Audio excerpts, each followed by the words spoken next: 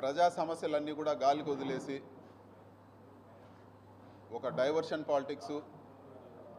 అదేవిధంగా ఒక కక్షపూరితంగా వ్యవహరించే రాజకీయాలు ఈరోజు రాష్ట్రంలో జరుగుతూ ఉన్నాయి.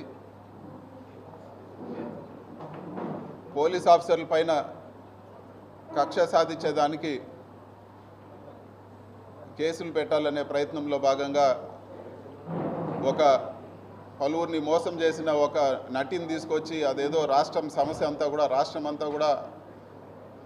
ఆ కేసు పైన ఆధారపడినట్లు మన రాష్ట్ర ప్రభుత్వం వ్యవహరిస్తూ ఉంది. కానీ వాస్తవంగా వర్షం పడుతుంది, భారీ వర్ష సూచన ఉందని చెప్పే